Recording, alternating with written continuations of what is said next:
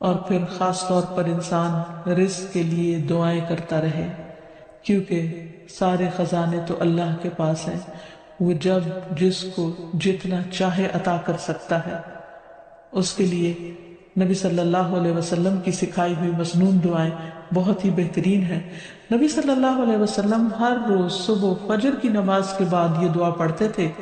اللہم انی اسألک علما نافعا ورزقا طیبا وعملا متقبلا۔ اے اللہ، میں تجھ سے علم نافع،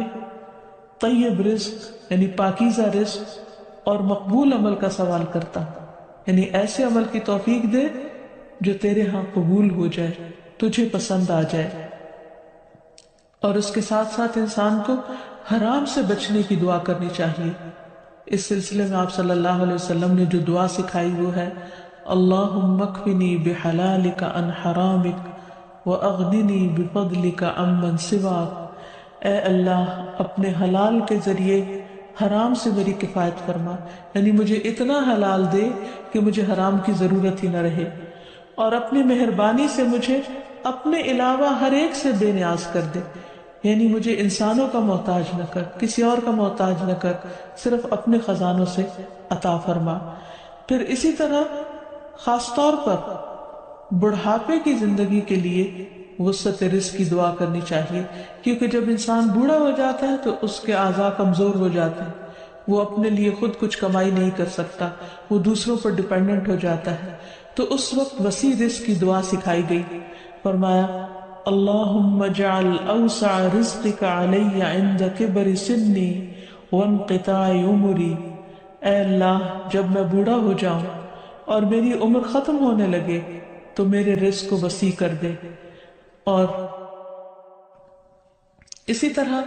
اپنے لیے اور اپنی اولاد کے لیے وسیع رزق کی دعا کرنی چاہیے، جیسے ابراہیم علیہ السلام نے دعا کی تھی، ربنا انی اسکنت من ذریتی بواد غیر ذی زرع عند بیتک المحرم ربنا لیقیموا الصلاة فاجعل افئدة من الناس تهوی الیہم وارزقہم من الثمرات لعلہم یشکرون۔ اے ہمارے رب، بے شک میں نے اپنی کچھ اولاد کو اس وادی میں آباد کیا جو کسی کھیتی والی نہیں،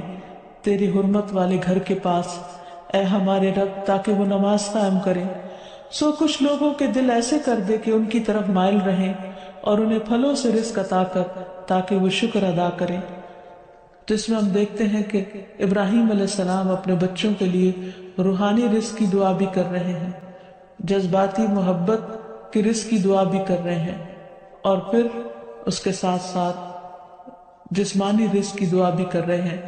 جو ہر انسان کی ضرورت ہے، اور اس میں سے بھی بہترین رزق یعنی پھلوں کے رزق کی دعا کر رہے ہیں، کیونکہ انسان کو اللہ تعالیٰ کا صرف رزق ہی نہیں مانگنا چاہیے، بہترین رزق مانگنا چاہیے۔ یعنی ایک تو سمپل سی دعا ہے اللہم ارزقنی، اور پھر ورزقنا وانت خیر الرازقین، جو سورۃ المائدہ میں اللہ تعالیٰ نے دعا سکھائی ہے، اور ہمیں رزق دے اور تو سب رزق دینے والوں میں سے بہترین ہے۔